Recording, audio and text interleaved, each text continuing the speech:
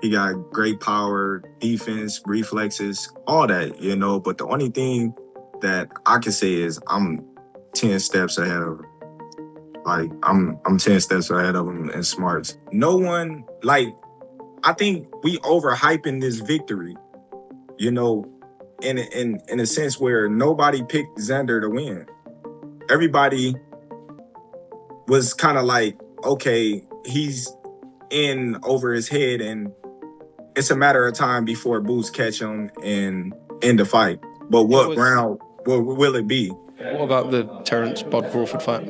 I'm tired of answering questions about it. He already said millions of times that he not fighting me or looking my way, so I'm just tired of answering them questions, And if a fight happened, it happened. I want it to happen, but if not.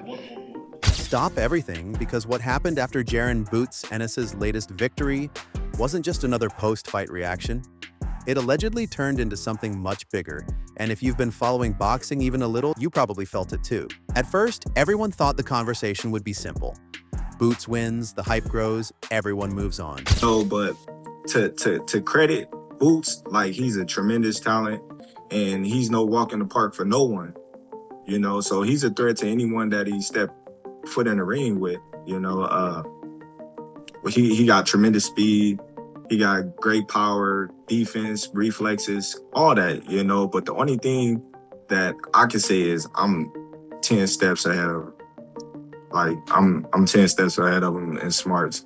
And I think, that's where he'll get in trouble with, coming straight forward, trying to box me or trying to, But then Terence "Bud" Crawford stepped in with comments that completely changed the mood. And suddenly the biggest story wasn't the knockout, the belts, or the celebration.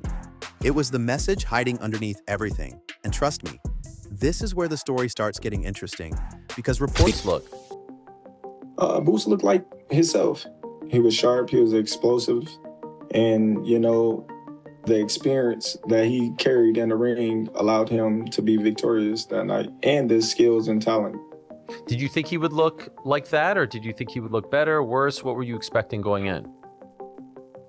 I wasn't expecting anything. Okay. I was just expecting to watch Xander fight and Boots fight. Reports suggest this wasn't just Crawford giving another interview. Fans immediately began wondering if every sentence was actually aimed directly at Boots. Then, before anyone could even process that, social media exploded with people arguing over one question. In this victory, in a sense where nobody picked Xander to win. Everybody was kind of like, okay, he's in over his head and it's a matter of time before Boots catch him and end the fight. But what round will it be? Right. Now, I think it's going to be different when he goes up against a Fundora or a Virgil, because if one of those guys get him hurt, like Xander did, I don't think. Was Crawford protecting his legacy, or was he quietly setting the stage for the biggest fight boxing could possibly make? And just when everyone thought they had the answer, everything flipped. Here's the part almost nobody saw coming. Crawford didn't spend his time saying Boots wasn't talented. In fact, he practically praised him from every angle. Speed, elite, power, dangerous, defense, outstanding, reflexes, among the best. But then came the line that made everyone stop scrolling. The fight, you versus him. Huge. Eddie been talking about that for a long time. But the crazy thing about it is I told Eddie, I said, Eddie, this is before Canelo. I said, Eddie, you keep talking about this fight so much. Put your money up. Eddie said, I'm not paying for that fight. I said, why not? You believe in your fighter? I'm not paying for that fight. I said, I rest my case. Okay. I won't talk about it now. Crawford basically suggested that none of those gifts matter if someone is thinking 10 moves ahead. Suddenly, the discussion wasn't about athletic ability anymore. It became a chess match. And boxing fans know exactly why that matters. Plenty of fighters have incredible physical gifts. Very few can outthink someone widely considered one of the smartest fighters of this generation. But wait, because this is where the conversation takes another unexpected turn. Online speculation immediately shifted from who is stronger to who is smarter. Easy work. Fundora. Easy work. Errol Spence. Easy work.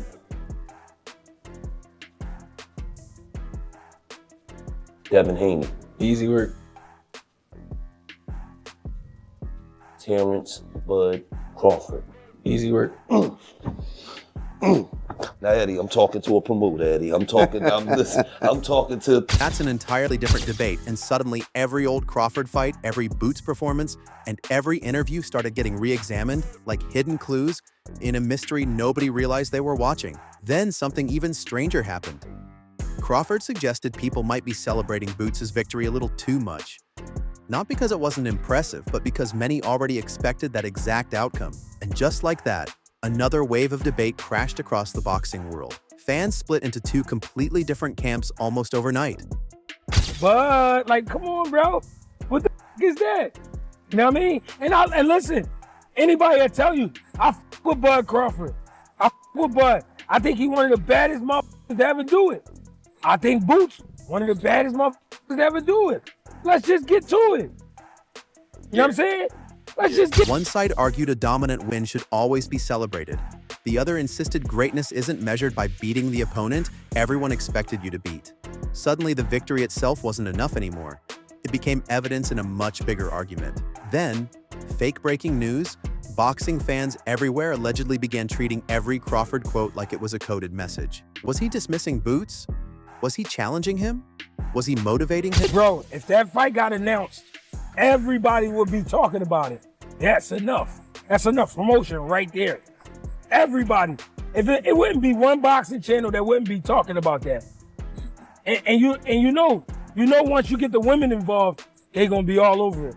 You know how many women would go to that fight? Nobody seemed able to agree, and somehow that disagreement only made the story even bigger. But don't click away because this next part changes everything again. Crawford didn't completely shut the door on Boots. Instead, reports suggest he simply raised the standard. According to him, the real questions begin when Boots shares the ring with naturally bigger punchers who won't allow the same mistakes to go unpunished. Prices would be crazy. They coming up for that fight? What? They coming up for that fight? Bro, that would be like, bro, that would be like watching, bro, like I can't even find a comparison. Bro, that would be a crazy fight. That'd be it. It's not about being known, it's about the combination of the two. You don't have to know Boots for it to be a good dance. You get what I'm saying? So once people get to talking about. And that's where names like Sebastian Fundora and Virgil Ortiz Jr. suddenly entered the conversation. Just like that, the narrative expanded from one rivalry into an entire roadmap of possible super fights. Yet somehow the biggest headline still wasn't about either of those names. It kept circling back to Crawford. Crawford? Crawford. Because every conversation somehow led right back to the one matchup fans have wanted for what feels like forever. Then another twist landed. Boots himself has never exactly sounded intimidated. Quite the opposite. Man, he gonna cook Ortiz. Oh, he gonna cook Ortiz just like he just got done cooking Zayas. Look, man. But that was expected, though. Listen to me. You're talking about Zayas as a guy that isn't known for his punching power at all. That was or his speed, or really his skills. He checks boxes at a decent level, but not at an elite level. But the thing is that he didn't feel the pop. You got to understand that about Boots. Boots is willing to take yours to get his, and it's a trap, right? A lot of his flaws, but I'm just telling you that I know it's not always a good thing, but it works for him, and I think that he fights off a feeling. His confidence has become one of the biggest talking points in modern boxing. Fans love it. Critics question it. Either way, nobody ignores it. And once those old confident quotes started circulating again, the internet did what it always does. It connected dots whether they belonged together or not. Suddenly, every clip, every interview, every stare down, and every old podcast appearance was being replayed like people were searching for hidden evidence that this fight had secretly been building for years. Fake breaking news again. Boxing detectives allegedly clocked into work before breakfast.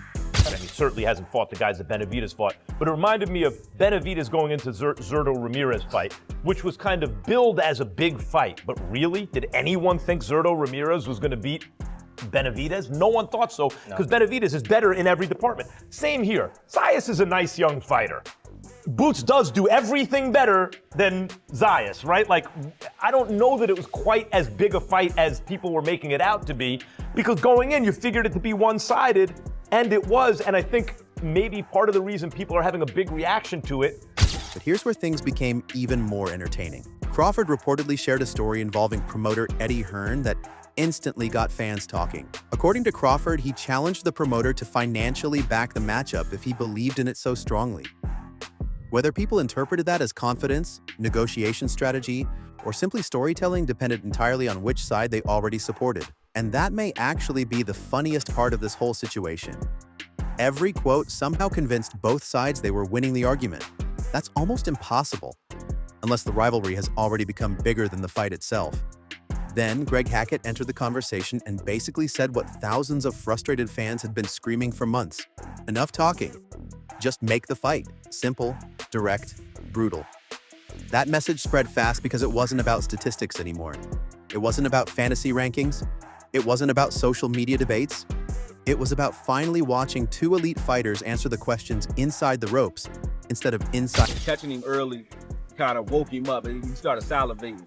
And if there is a knock on Boots right now, or any guy that punched like him, is like, the only shot you got is when he's trying to kill you. Like, when he coming after you, when he think he got you, because he a good finisher, he coming to finish you.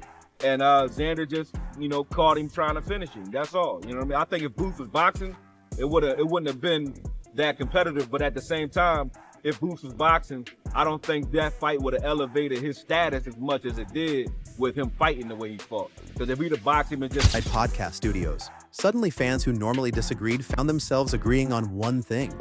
If the contract gets signed, nobody needs to convince anyone to care. The fight promotes itself. Every boxing channel talks about it. Every sports show discusses it. Every group chat explodes. Every prediction video suddenly becomes must-watch content. That's the kind of event boxing dreams about. But then the story shifted yet again. Max Kellerman looked at the fight from a completely different angle. Instead of focusing only on Boots' dominance, attention turned toward the moments where he actually got touched. Those brief exchanges immediately became fuel for another endless debate. Were they warning signs? Or were they proof that champions don't need perfect performances, they need winning performances? Tim Bradley wasn't having the criticism. His response was straightforward. Great fighters get hit. Great fighters adjust. Great fighters recover. And Boots did exactly that. Suddenly, the conversation wasn't about whether Boots had flaws.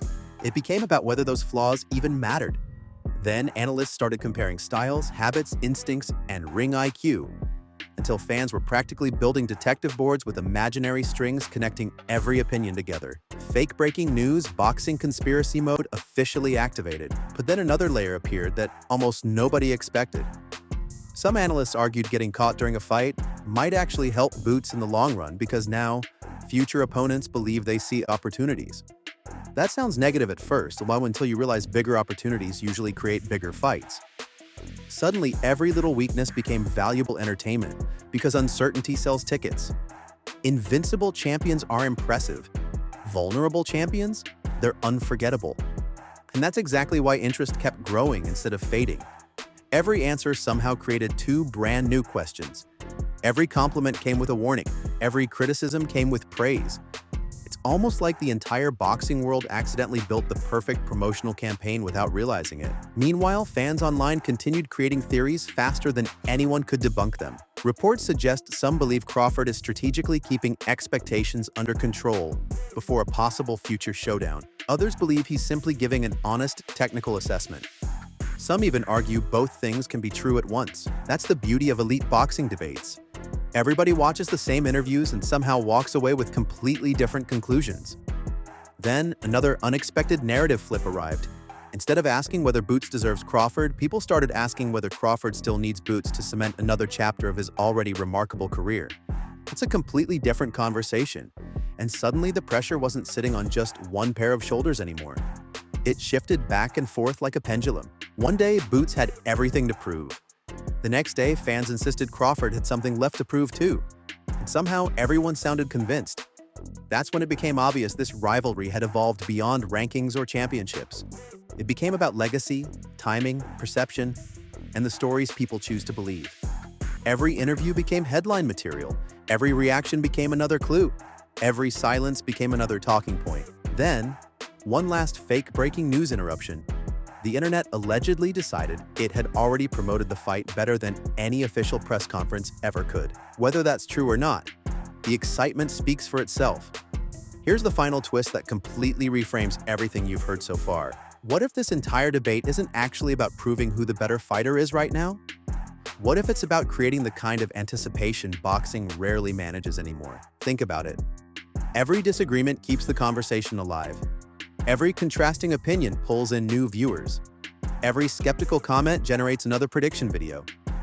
Every confident quote creates another week of headlines. In other words, whether Crawford intended it or not, whether Boots intended it or not, the rivalry has allegedly become bigger every single time someone says it won't happen. That's the real surprise. The story may not be unfolding only inside the ring. It may already be unfolding in every interview, every reaction, every debate, and every fan discussion happening right now. So now the biggest question isn't whether Jaron "Boots" Ennis is ready. It isn't whether Terence Crawford is 10 steps ahead. It isn't even whether the fight gets announced tomorrow or months from now. The real question is this: are we witnessing the careful build-up to one of boxing's defining modern super fights? Or has the conversation itself already become the main event? Let me know what you think, because if this matchup ever becomes official, every opinion you've heard today could suddenly look completely different.